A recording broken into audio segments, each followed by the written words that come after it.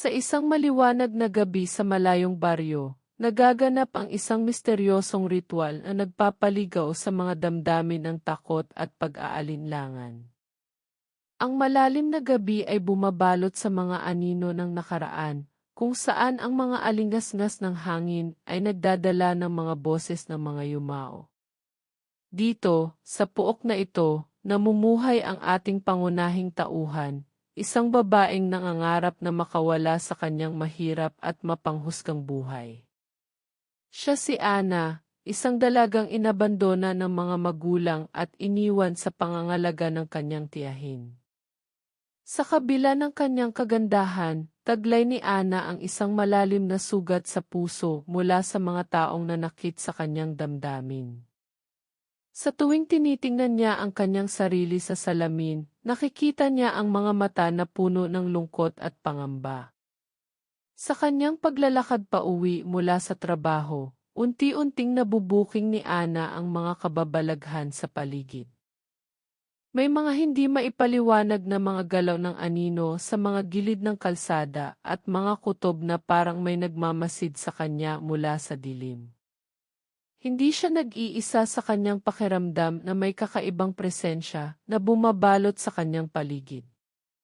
Ngunit sa kabila ng mga kababalaghan, may isang kaibigan si Ana na laging nariyan para sa kanya, si Miguel, isang masayahing kaluluwa na puno ng pagmamahal at pangunawa. Sa tuwing magkakasama sila, nawawala pansamantala ang takot ni Ana at napapawi ang kanyang lungkot. Magkabilang mundo sila ni Miguel, si Ana na puno ng sikreto at pananakit sa puso, at si Miguel na taglay ang kakaibang kakayahan na magpatawa kahit sa pinakamadilim na oras. Sa tuwing magkakasama sila, napapansin ni Miguel ang mga gaze moments ni Ana, ang mga sandaling tahimik na pagpapahayag ng sakit at takot sa kanyang mga mata. Kahit hindi niya ito lubusang naunawaan, handang makinig si Miguel at maging sandigan ni Ana sa anumang panahon. Isa sa mga bagay na bumubuo ng misteryo sa kwento ay isang lumang litrato na natagpuan ni Ana sa kanilang lumang baul. Ang litratong ito ay tila humihingi ng tulong sa kanyang, nagpapahiwatig ng isang kasaysayan na hindi pa lubos na naibabahagi. Sa tuwing tinitingnan ni Ana ang litrato, may nararamdaman siyang pagnanasa na malaman ang katotohanan sa likod ng mga mata ng mga taong nasa larawan. Ang kwento ay patuloy na naglalaro sa mga puso ng mga manonood, dala ang mabagal at nakakabagot na pagbubukas ng mga kaganapan. Ang mga pangyayari ay mistulang tumutugma sa ritmo ng isang kakaibang himig ng takot, kung saan bawat pagkakataon ay humahamon sa katapusan ng pag-aalinlangan. At sa pagtatapos ng bahagi, isang tanong ang iniwan sa ere ng isang pangyayaring hindi malilimutan. Ikaw ba makakatulog pa kung ikaw ang nakakita noon? Nangangahulugan ito ng isang mas malalim na katanungan sa likod ng mga pangyayaring binubukas, ang kahulugan ng litrato, ang tunay na identidad ng mga presensyang bumabalot kay Ana, at kung paano ito mag-ugnay sa kanyang hinaharap. Sa bawat yugto ng kwento, ang mga detalye ay bumubuo ng isang misteryosong karanasan na hindi malilimutan, handang magpaliwanag ng kababalaghan na nagpapatuloy sa anino ng mga manonood. Sa hinaharap, ang prinsesa ng mga aswang ay nag-aalok ng mga pagkakataon upang tuklasin ang mga kababalaghan ng puso at kaluluwa na nagbubukas ng mga pintuan patungo sa di mapanirang kapanabikan. Mula noong makita ni Ana ang lumang litrato, hindi na siya mapakali. Para bang may gumigising na alaala sa kanyang loob na pilit niyang kinakalimutan. Sa tuwing sinusulyapan niya ito, pakiramdam niya ay may gumagalaw sa paligid, mga aninong dumadaan sa gilid ng mata, malamig na hangin sa gitna ng tirik na araw, at bulong na parang boses ng batang umiiyak o nagmamakaawa. Tahimik si Ana sa lahat ng ito. Sa mga mata ni Miguel, parang laging malayo ang isip ng kaibigan. Kapag tinatanong niya, Simpleng ngiti lang ang isinasagot ni Ana, pagod lang siguro. Pero alam ni Miguel na may bumabagabag. Alam niya rin na may mga bagay na hindi niya kailanman maiintindihan kung hindi ito mismo ikukwento ni Ana. Isang gabi, habang umuulan ng malakas, nagising si Ana sa tunog ng mga yabag sa loob ng bahay. Hindi siya gumalaw. Nakiramdam lang siya. Hindi niya alam kung panaginip lang ba ito, pero ang mga hakbang ay mabagal, mabigat, parang galing sa nilalang na may matatalas na kuko. Nang dumungaw siya sa madilim na pasilyo, wala siyang nakita maliban sa litrato. Nakatumba ito sa sahig, ngunit may ibang kakaiba, parang may bagong aninong sumulpot sa gilid ng larawan. Isang mukhang balot ng kadiliman. Ilang araw matapos nito, hindi na niya matiis ang mga katanungan. Bumisita siya sa matandang albularyo sa dulo ng baryo, si Mang Idro. Tahimik ito at matagal nang hindi kinakausap ng marami, ngunit may reputasyong nakakakita ng higit pa sa kayang makita ng ordinaryong mata. Pagkakita pa lang kay Ana, bigla itong natigilan. Anak ka ng dugo. May humahabol sa'yo, mahinang sabi nito, habang pinagmamasdan ang kanyang mukha. May iniwang utang ang pamilya mo, utang na hindi pera kundi buhay. Anong ibig mong sabihin? Tanong ni Ana, nanginginig ang tinig. Ang lola mo, hindi siya ordinaryong babae. Isa siyang bantay, tagapag-ingat ng mutya ng Baryo Dalakit. Pero isang gabi, pinili niyang itago ang mutya para sa sariling layunin. Iniligtas niya ang kanyang anak, ang iyong ina, mula sa kapalarang itinakda ng mga diwata. Iniligtas ngunit may kapalit. Hindi makapagsalita si Ana. Hindi niya kilala ang kanyang ina. Sabi ng tiyahin niya, namatay ito sa panganganak. Wala siyang litrato, wala kahit anong alaala. At ngayon, heto't sinasabi ng matanda na mailihim na kasaysayan ang kanyang pamilya, kasaysayang pinagmumulan ng panganib na nararamdaman niya ngayon. Nasaan ang mutya? Tanong ni Mang Idro. May dala ka bang gamit ng iyong lola? Kahit lumang sulat, kahit alikabok ng kahapon. Muli niyang naalala ang bowl. Hindi lang litrato ang nandoon. May isang sulat na dati hindi niya pinansin, dilaw na papel, at tinta na halos hindi na mabasa. Binalikan niya ito, at habang binabasa ang punit-punit na sulat, narinig niyang parang umuungol ang hangin mula sa labas. Nakasulat sa sulat, kung dumating ang gabi ng 4 na buwan sa langit, huwag kang lalabas. Ang dugo mo ang magbubukas sa pinto. Walang lagda. Walang paliwanag. Pero ang bawat salita ay tila tanikala na bumabalot sa kanyang lig. Pagkalipas ng ilang araw, napansin ni Ana ang pagbabago sa tingin ng mga tao sa kanya. Ang mga kapitbahay ay hindi nang ngumiti. May mga bulong-bulungan kapag siya ay lumalapit. Parang bigla na lang siyang naging iba. Isang gabi sa tindahan, narinig niya ang matandang babae na nagkukwento. Yung batang si Ana parang hindi tao ang aura. May lahi raw yun ng mga nilalang na kumakain ng kaluluwa. Muntik siyang mapaiyak. Hindi niya naintindihan kung saan nanggaling ang tsismis. Pero sa loob-loob niya, alam niyang may bahagi ng totoo. Sapagkat sa bawat pagdapo ng dilim, sa bawat ungo ng hangin, nararamdaman niyang may nagbabago sa kanyang katawan. Parang may gumigising sa kanyang dugo. Isang gabi, habang naglalakad siya pauwi, may narinig siyang tinig mula sa ilalim ng tulay. Isang batang babae, nakaputing damit, nakaupo sa gilid. Ate Ana, hindi ka pa rin nila tanggap, ano, sabi nito, habang nakatitig sa kanya. Nilapitan niya ito. Sino ka? Tanong niya. Ngumiti lang ang bata. Ako ang alaala ng hindi mo naalala. Ako ang iniwan pero bumalik. Sa susunod na gabi, 4 ang buwan. Babalik siya. Bago pa makasagot si Ana, nawala ang bata. Para lang usok na humalo sa hangin.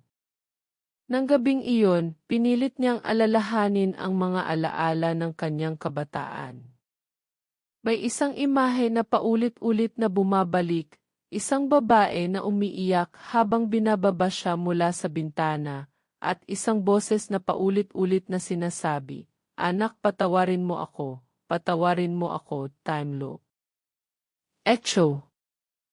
Paulit-ulit. Parang ang sulat.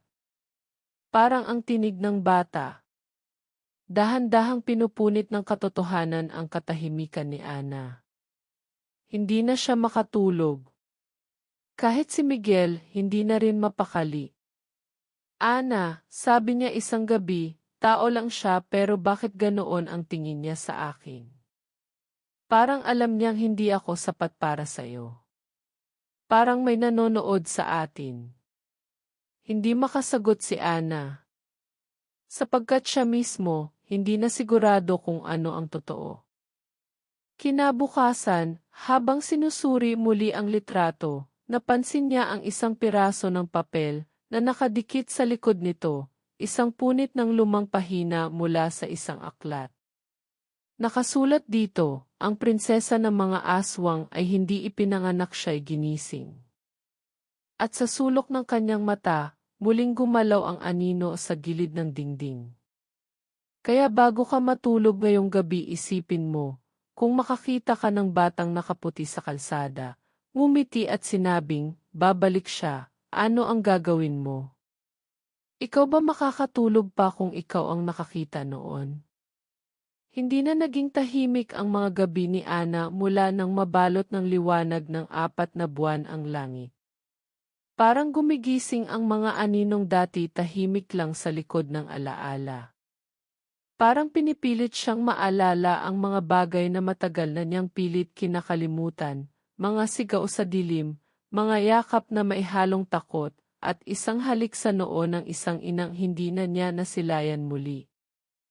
Araw-araw, dala-dala ni Ana ang singsing ng kanyang ina, isang lumang singsing na pilak, may maliit na batong berde sa gitna, bahagyang punit ang gilid na parang kinagat. Isa ito sa iilang bagay na naiwan sa kanya matapos mamatay ang kanyang ina. Hindi niya alam kung bakit lagi niya itong sinusuot, kahit hindi ito kasya ng maayos sa kanyang daliri. Parang may bumubulong na huwag niya itong alisin kahit kailan. Para saan ba talaga yang singsing na iyan? Minsang tanong ni Miguel habang nakatitig dito. Hawak ang basong may tinapay sa loob. Paborito nilang merienda kapag naghuhuntahan sa may ilalim ng punong mangga. Hindi ko rin alam. Galing sa nanay ko. Wala man lang akong natatanda ang mukha niya, sagot ni Ana, pilit na ngumiti. Pero sa loob niya may biglang kurot. Gusto sana niyang sabihin kay Miguel na sa tuwing nasasayad ang singsing sa malamig na hangin, parang may dumarampi rin na kamay sa kanyang balikat. Na sa bawat panaginip niya, naririnig niya ang boses ng isang babae na paulit-ulit lang sinasabi, "Anak-anak, huwag kang matakot," ngunit mas pinili niyang manahimik. Sa gitna ng mga simpleng araw nila, unti-unting dumarami ang mga nawawala sa baryo. Isang bata. Isang matandang babae. Isang alagang kambing. Walang bakas, walang dugo, wala kahit isang yapak. Pero sa bawat pag-alis ng isa, may nararamdaman si Ana, parang humihigpit ang hangin. Parang may matang nakamasid mula sa kadiliman. Isang gabi, habang naglalakad pa uwi si Ana mula sa palengke, nadaanan niya ang abandonadong bahay sa may gilid ng kalsada. Sa pakiwari niya, may nakita siyang kamay sa may bintana. Maputla. Mahaba ang kuko. Mabilis ang pagkakakaway. Tumigil siya. Napalunok. At sa ilang segundo ng katahimikan, narinig niyang muli ang tinig ng batang babae sa ilalim ng tulay. Babalik siya, napakapit si Ana sa singsing. Sa paghawak niya dito, parang biglang huminto ang paligid. Ang mga dahon ng puno hindi na gumagalaw. Ang kuliglig tumigil. At ang mga ilaw sa poste, kumikislap na parang kandilang nauubos.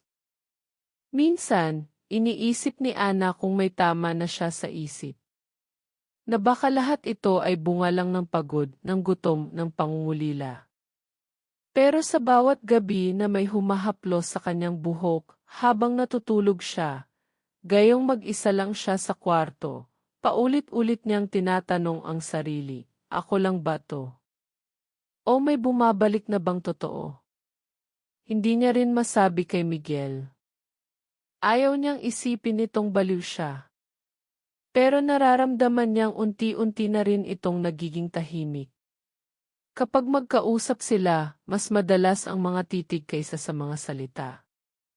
Sa isang gabi, habang pareho silang nakaupo sa baybayin ng sapa, sabay nilang narinig ang huni ng tila sigaw mula sa malayo, hindi tao, hindi hayop.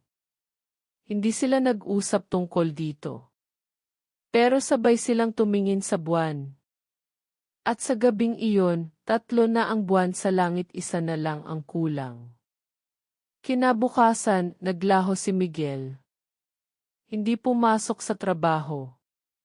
Hindi umuwi sa kanila. Lahat ay naghanap. Si Ana, halos mabaliw sa kaba. Hinanap niya ito sa palengke, sa may sapa, maging sa ilalim ng tulay kung saan unang lumitaw ang batang babae. Pero wala. 1 linggo, 2 linggo tahimik ang mga gabi. Pero ang singsing sa kanyang daliri, lalong sumasakit tuwing isusuot niya. Parang may apoy sa ilalim ng balat. Doon niya naisipang muling bumalik kay Mang Idro. Si Miguel nawawala, umiiyak na wika niya. Tumango lang ang matanda. May nagbabayad sa bawat hakbang mo papalapit sa katotohanan. At kung hindi mo pipiliin ang landas ng dugo, sila ang mamamatay. Ayoko, hindi ko to pinili, bulalas niya. Pero pinili ka, sagot ng matanda. Hindi mo kailangang maging halimaw, Ana. Pero hindi mo rin maiiwasang tawagin ang iyong dugo. Lumapit si Mang Idro, inilabas ang isang mutya, liit ng hinlalaki, kulay abo na tila abo ng insenso. Ito ang puso ng mutyang itinago ng lola mo. Dala nito ang alaala ng lahat ng kasinungalingan. Nang hawakan ito ni Ana, nakita niya ang mga larawan sa kanyang isip. Isang ritual sa gitna ng kagubatan, isang babaeng umiiyak habang isinusuot ang singsing, at isang batang isinisilang habang umiikot ang 4 na buwan sa langit. Bakit ako? Bulong niya habang pumapatak ang luha. Bakit ako ang kailangang managot? Walang sagot si Mang Idro. Pero sa kanyang mga mata, nakita ni Ana ang sinserong lungkot. Hindi galit. Hindi takot. Kundi awa. Gaze moment na hindi nangangailangan ng salita, parang sinasabi nito, wala na tayong magagawa. Ikaw na lang ang natitira. Umalis si Ana ng gabing iyon, bit-bit ang mutya sa isang maliit na sisidlan, at suot pa rin ang singsing ng ina niyang hindi niya kailanman nakausap. Sa bawat hakbang niya pauwi, parang humahaba ang anino sa kanyang likuran. Parang hindi na siya nag-iisa. Pagsapit sa bahay, binuksan niya ang pinto, at sa gitna ng sala, may isang papel sa sahig. Isang sulat, bagong-bago ang pagkakasulat, ngunit pamilyar ang sulat kamay. Anak, patawad kung hindi kita nagawang yakapin sa huling pagkakataon. Pero oras na para malaman mong hindi ikaw ang dahilan ng sumpa. Ikaw ang wakas nito. Sa gilid ng sulat, may bakas ng luha. Sa sandaling iyon, huminto ang oras. At sa salamin ng bintana, hindi na sarili niya ang refleksyong nakikita ni Ana. Ang mukha mas maputla, mas matalim ang tingin, at sa mga mata, may apoy na kulay berde. Ikaw, kung ganyan na ang mukha mo sa salamin, tatakbo ka ba o hihintayin mong ikaw ang tawagin nila bilang prinsesa ng mga aswang? Simula nang mabasa ni Ana ang sulat na iyon, hindi na siya nakatulog ng mahimbing. Sa bawat pikit niya, bumabalik ang parehong panaginip, isang kakahuyan na puro ulap, mga dahong nanginginig sa walang hangin, at isang boses na paos na bulong lang sa hangin, isa lang ang makakawala. Isa lang. Hindi na rin siya mag-isa sa bahay. Sa tuwing lalabas siya ng kwarto, parang may gumagalaw sa mga anino. May minsang tunog ng halakhak sa kusina kahit wala namang tao. Ang orasan sa dingding, humihinto tuwing 3:00 ng madaling araw. At sa ilalim ng kanyang kama, isang pusang itim ang biglang lumitaw isang gabi, nakatingin lang, hindi gumagalaw. Nanginginig pero hindi umaalis. Hindi niya na rin nakita si Miguel. Pero isang gabi, habang nakaupo siya sa may balkonahe, naramdaman niyang may tumabi sa kanya. Walang yabag, walang anino. Pero may biglang init na dumampi sa kanyang kamay. Hindi pa tapos ang lahat, bulong ng tinig ni Miguel, pero mas malamig, mas matalim. Napasigaw si Ana, tumakbo papasok, at nang lumingon siya, wala naman doon. Pero ang singsing sa kanyang daliri tila nagbabaga. Nag-iiwan ito ng marka sa balat, hugis ng buwan, hati sa 4. Kinabukasan, bumalik siya kay Mang Idro. Sa mukha ng matanda, kitang-kita ang lalim ng takot. Malapit na, sambit nito. Nagising mo na sila. At kung hindi mo sila makakausap, ikaw ang magiging huling alaala ng lahing ito. Hindi ko sila ginising, sagot ni Ana. Wala naman akong ginusto. Pero sa bawat galaw ng iyong puso, nabubuhay ang mga lihim. Bawat takot, bawat pagtanggi, pagkain nila yon. Dinala siya ni Mang Idro sa paanan ng bundok, isang lugar na hindi raw dapat pinupuntahan ng tao, lalo na kapag bilog ang buwan. Doon, sa gitna ng mga punong halos hindi na makita ang langit, ibinigay ng matanda ang isang lumang kahon, gawa sa balat ng hayop, may ukit ng mata sa gitna. Nasa loob nito ang piraso ng katotohanan. Pero ang totoo, minsan hindi mo gugustuhing makita. Nang buksan ni Ana ang kahon, tumambad ang isang lumang litrato. Babaeng nakaputing bestida, hawak ang isang sanggol na may makikintab na mata. Sa likod ng litrato, may sulat na halos mabura na, ang sanggol na ito ang susi ng dilim o ng liwanag. Napaupo si Ana. Hawak-hawak ang litrato, hindi na niya mapigilan ang luha. Alam niyang siya iyon. Siya ang sanggol sa litrato. At ang babaeng iyon ang ina niya. Sa loob-loob niya, gustong-gusto niyang tanungin, bakit ako? Bakit kailangan ako ang may dalang sumpa? At habang tinatanong niya ito sa kanyang isipan, narinig niyang muli ang ihip ng hangin na tila boses ng kanyang ina. Hindi mo kasalanan pero nasa iyo ang wakas. Sa mga susunod na gabi, lalong naging malala ang kanyang panaginip. Paulit-ulit ang parehong tanawin, isang altar sa gitna ng kagubatan, 4 na nilalang na parang tao, pero may mata ng hayop at siya, nakaupo sa gitna, duguan ang mga kamay at nakatingin sa langit. At laging nauwi sa parehong tanong, kung ikaw ang kailangan niyang isakripisyo, papayag ka ba? Araw-araw, dumarami ang hayop na biglang nawawala sa baryo. May aso na natagpuan na wala ng balat. May ibon na nahulog mula sa langit, wala ng mata. Isang matandang lalaki na nakita sa ilog, walang hininga pero nakangiti. Lahat ay nagkakatinginan. Lahat ay may kutob. Pero walang nagsasalita. Si Ana, araw-araw ay parang nabubura ang sarili. Hindi na siya makakain, hindi makatulog. Kahit ang sariling refleksyon sa salamin, unti-unti nang nag-iiba. Mas lalim ang mga mata.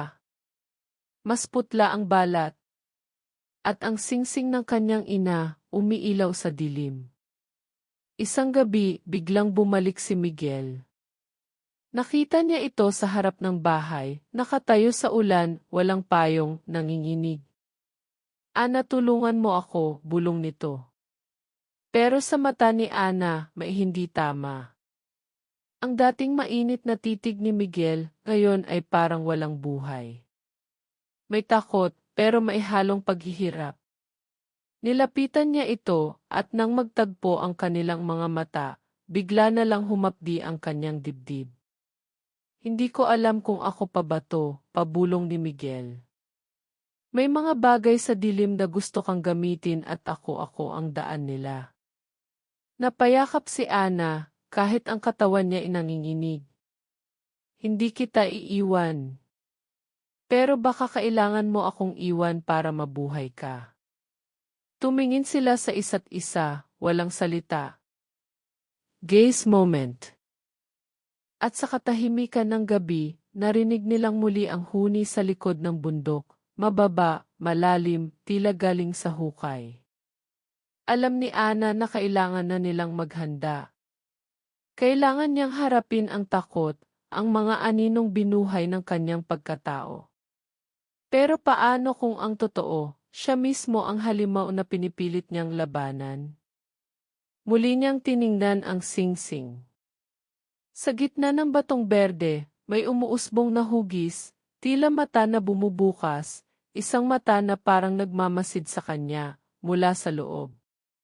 Muli niyang hinawakan ang lumang litrato. Inilapit sa kanyang dibdib. Kung ako ang susi, sana hindi ako ang magwawasak. At sa sandaling iyon, biglang bumukas ang lahat ng ilaw sa bahay.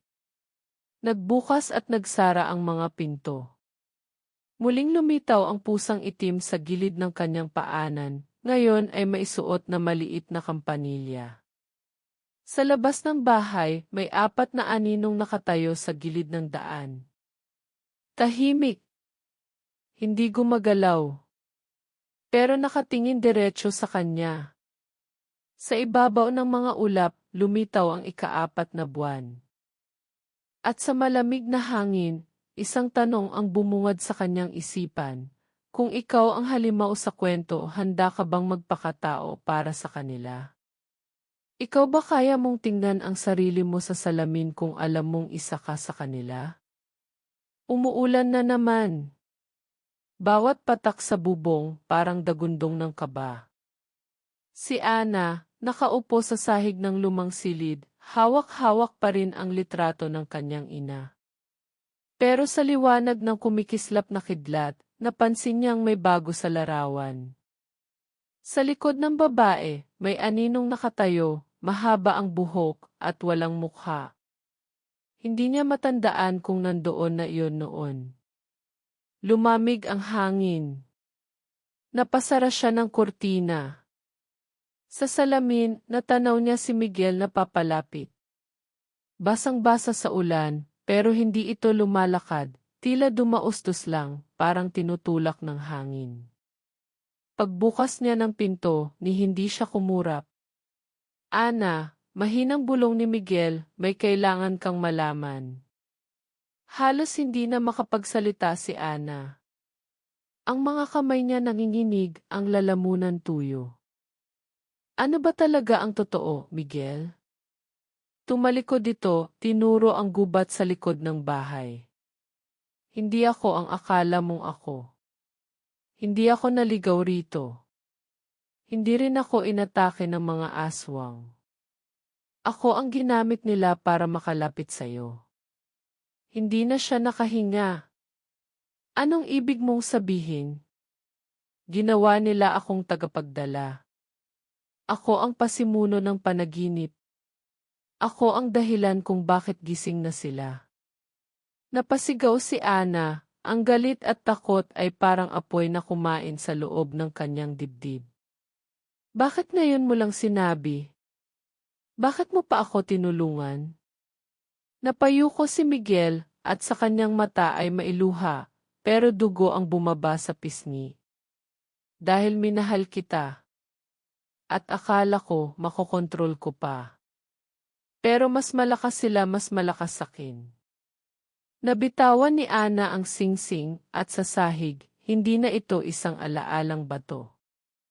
Umiitim ito, humahalimuyak ng amoy ng nabubulok na laman.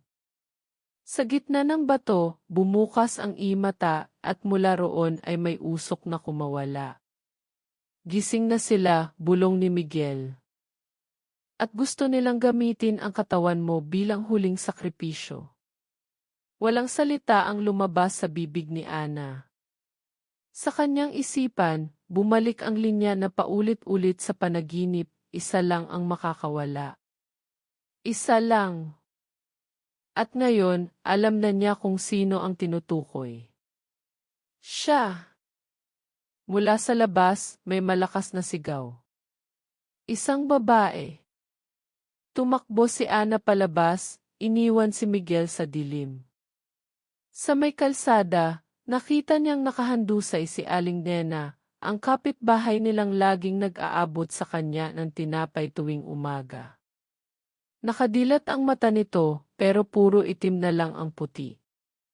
Wala na itong hininga. Bakit siya? Bulong ni Ana. Hindi siya kasali, sinumang malapit sa iyo. Sagot ng tinig sa likod niya, ay bahagi na rin ng ugnayan. Lumingon siya. Si Mang Idro. Pero ngayon, iba ang hitsura ng matanda. Ang kanyang mga mata, dilaw at parang mata ng uwak. Ang balat niya ay nagsisimula ng magbitak-bitak, parang kahoy na tuyo. Hindi na ito ang albularyong pamilyar sa kanya. Ikaw din, tanong ni Ana. Ikaw rin pala isa sa kanila? Hindi, sagot ni Mang Idro. Mas matagal pa ako. Mas matanda sa mga aswang. Ako ang tagapagtali. Ang tanikala. Hindi na alam ni Ana kung sino pa ang totoo, kung sino ang halimaw. Bawat isa sa paligid niya ay may mukha ng tao, pero may kinikimkim na anyo sa ilalim. Bumalik siya sa loob ng bahay. Pumunta sa lumang aparador, hinanap ang kahon na iniwan sa kanya. Doon niya nakita ang lumang mutya, ngayon ay pulang-pula na at kumikislap. Sa bawat tibok ng puso niya, sumasabay ang liwanag nito. Naalala niya ang sinabi ni Miguel, may mga bagay sa dilim na gusto kang gamitin at ako ang daan nila. Ngayon, siya na ang daan. Sa loob ng gabi, habang iniipon niya ang kaunting lakas na natitira sa kanya, naramdaman niyang dumarami ang presensya. May mga mata sa labas ng bintana. May mga aninong dumadaan sa kisam. Ang mga orasan, sabay-sabay nang tumigil. Walang galaw. Walang tunog. Maliban sa sarili niyang hininga. Pagharap niya sa salamin, hindi na siya sigurado kung siya pa ang nasa refleksyon. Ang tingin sa kanya ng sarili, malamig, parang may hinanakit. Ikaw ang huling prinsesa, bulong ng refleksyon. Ng mga aswang. Ng mga alaala. Ng kasalanan. Hindi ako tulad nila, sagot niya, halos pabulong. Pero sila ang dugo mo. Hawak niya ang singsing. Umiinit ito, at sa bawat pag-init, may mga imahe sa kanyang isipan, mga sakripisyo, mga sigaw, mga nagliyab na katawan sa gitna ng seremonya. Lahat ng ito pamilya niya ang nagsimula. At doon niya nakita ang tunay na kasaysayan. Hindi ito sumpa. Isa itong panata. Na ang lahi nila, kada ilang dekada, magbibigay ng kipintuan para sa mga nilalang na nasa pagitan ng mundo ng buhay at patay. Siya ang pintuang iyon. Hindi niya na napansin ang pagpasok ni Miguel sa silid. Nanginginig ito, tila may pakpak na bumubulwak sa likod ng kanyang katawan. Tumulo ang dugo sa sahig. Ana, patawarin mo ako, hindi na ako sigurado kung kaya ko pa, sagot niya habang umiiyak. At sa likod nila, may isang tunog na tila awit na bulong. Isang tinig na narinig na niya noon, pero hindi niya alam kung saan. Tinig ng kanyang ina. Ang sanggol na ito ang susi ng dilim o ng liwanag. Nagtagpo ang mga mata nila ni Miguel. Parehong basa ng luha, parehong puno ng takot. Ngunit walang isa man sa kanila ang umatras. Nang biglang tumigil ang ulan. Tumahimik ang paligid. Parang wala ng mundo sa labas. At doon, sa gitna ng katahimikan, isang pinto ang bumukas ng kusa sa likod ng silid. Mula roon, may puting usok na lumabas. At isang boses na halos pabulong ngunit malinaw, panahon na. Ikaw ba kapag nakita mong lahat ng minahal mo ay bahagi ng kadiliman, pipikit ka na lang ba? Ang amoy ng usok ay parang sinunog na buhok. Ang sahig ng lumang silid ay basa na ng luha, dugo at ulan. Hawak pa rin ni Ana ang mutya, nanginginig ito sa palad niya, tila may pulso na parang sariling puso. Sa kanyang harapan, bumukas na ang pinto ng hindi nila dapat buksan. Lumabas ang nilalang. Wala itong mukha, pero may hugis. Parang katawan ng babae, pero puro bitak ang balat, tila basag na salamin. Mula sa loob ng bitak, may liwanag pero hindi mainit. Maliwanag na malamig. Liwanag na nakakabulag. Mahal kong Ana, sabi ng nilalang, tinig ng sariling ina niya, pero mas malalim, mas malamig. Panahon na. Ang ugnayan ay dapat tapusin. Lumingon si Ana kay Miguel, sugatan at hirap huminga. Nakasandal ito sa dingding, pinipigilang mapahagulgol. Kaya natin to, bulong nito. Kung magkasama tayo. Ngunit alam ni Ana ang katotohanan, hindi ito laban na pwedeng hatiin sa dalawa. Lumapit siya sa nilalang. Ang mutya sa kamay niya, ngayon ay kulay abo, unti-unti nang nawawala ang liwanag. Kung ako ang pintuan, Anya, ako na rin ang huling susi. Ang nilalang ay ngumiti, hindi sa labi, kundi sa loob ng kanyang utak. Hindi mo na kami mapipigilan. Sa labas ng bahay, ang mga ibon ay biglang lumipad palayo. Sa ilalim ng lupa, tila may gumagalaw. Sa kisame, unti-unting nabiyak ang kahoy. Sumigaw si Miguel, wag. Ana, may ibang paraan. Ngunit hindi na siya lumingon. O baka, isang beses lang, saglit na tumama ang mata nila. Tumulo ang luha ni Ana, pero hindi siya umiyak. Isang gaze moment na nagsabi ng lahat, patawarin mo ako. Itinaas ni Ana ang mutya, ngayon ay kasinbigat ng isang daigdig sa kanyang kamay. Ito ang iniwan ni nanay. Hindi para itago, kundi para tapusin. Sa saglit na iyon, lumapit sa kanya si Miguel. Walang ingay. Walang hiling. Niyakap niya si Ana mula sa likod, habang pareho silang humaharap sa nilalang. Kung ito ang katapusan, dito ako. Salamat, bulong ni Ana. Pero hindi ka kasama rito. Sa isang iglap, itinulak niya si Miguel palayo, gamit ang lakas mula sa mutya.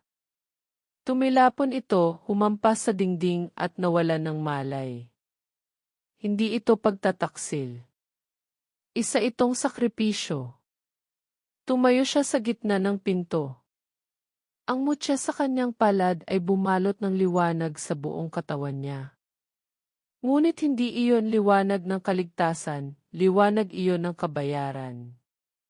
Bawat alon ng enerhiya ay parang hinihigop ang kanyang alaala. Isa-isa niyang nakalimutan ang pangalan ng mga minahal, ang boses ng kanyang ina, ang halakhak ng kabataan. Ang nilalang ay sumigaw, hindi ng galit, kundi ng pagkilala. Batang sakripisyo.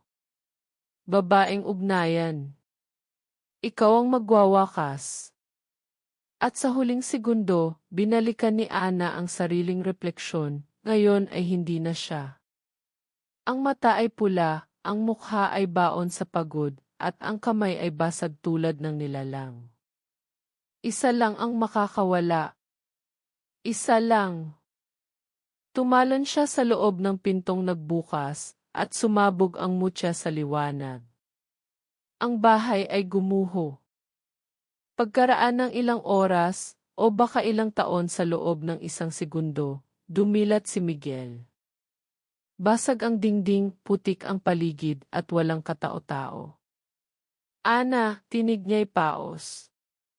Isang liwanag mula sa ilalim ng durog na kisame ang nagpakita. At doon niya nakita ang sing-sing. Hindi na bato kundi abo. Nang kunin niya ito, naglaho sa hangin. Kasabay niyon, may narinig siyang boses ni Ana, parang tinatawag siya mula sa malayo. Kung ikaw ang kailangan niyang isakripisyo, papayag ka ba? Napaluha siya. Sa gitna ng wasak na bahay, may bata. Mga 7 taong gulang. Babae. Nakaupo sa gitna ng guho. Nakatingin sa kanya. Walang sugat. Walang takot. Anak, bulong ni Miguel. Pero hindi niya ito kilala. Lumapit ang bata. Tumigil sa harap niya. At may sinabi, malamig, pamilyar, panibagong ugnayan. Panibagong pintuan. Hindi niya alam kung anong klaseng katahimikan ang dumaan pagkatapos noon. Basta't ang alam niya, wala na si Ana. At ang nilalang ay muling isinilang sa anyo ng bata. Nang walang inosente. At habang palayo siya sa bahay, hawak pa rin ang bangkay ng pag-asa, tanong niya sa sarili, kung hindi niya ako isinama ibig bang sabihin, hindi na ako sapat. Walang sagot. Sa likod niya, ang hangin ay tumigil. Ang mga ibon ay wala. At mula sa anino ng bahay, muling dumaan ang isang awit na tila narinig na niya noon, ngunit ngayon may kasamang iyak. At sa salamin ng kanyang kotse, habang paalis siya, isang refleksyon ang sumulyap. Hindi siya. Hindi siya. 3 araw bago nakita si Miguel. Naglalakad lang siya sa gilid ng ilog kung saan dati silang naglalaro ni Ana noong mga bata pa sila. Tahimik ang paligid, parang wala nang gustong magsalita. Ang hangin ay mabagal at ang langit, kulay abo, hindi dahil ulan, kundi dahil parang may iniiyakan ang mundo na hindi kayang ilabas ng ulan. May sugat pa rin sa noo si Miguel. May galos sa braso at pasa sa dibdib. Pero ang pinakamasakit ay yung wala namang nakikita. Ang loob niya, basag, at kahit anong paghinga, parang may kakabit na alaala ng pagkawala. Tahimik ang katahimikan ngayon, hindi mapayapa kundi wasak. Wala na si Ana. Walang katawan. Walang libing. Walang huling paalam. Ang tanging naiwan ay ang mutya o ang dating mutya. Nung una ay naging abo ito, pero pagkaraan ng gabing iyon, sa pagbalik ni Miguel sa lugar kung saan gumuho ang bahay, nakita niya itong muli sa pagitan ng mga basag na kahoy. Hindi na ito kumikislap. Isa na lang itong bato, malamig, puti, walang bigat. Pero nung hinawakan niya, may dumaan sa kanyang kamay na mainit. Parang haplos. Parang paalam. Naalala niya ang sinabi ni Ana noon, bago pa nagsimula ang lahat. Minsan, yung mga pinakatakot mong balikan. Yun ang maihawak ng totoo mong pagkatao. Sa muling pagharap ni Miguel sa mga taong dati iniiwasan niya, ang kapitan ng barangay, ang matandang albularyo, pati ang mga kamag-anak ni Ana, iba na ang tingin nila sa kanya. Hindi na siya yung tahimik na kaibigan na palaging nasa tabi. Isa na siyang tagapagdala ng kwento. Isa na siyang tagapag-ingat ng lihim.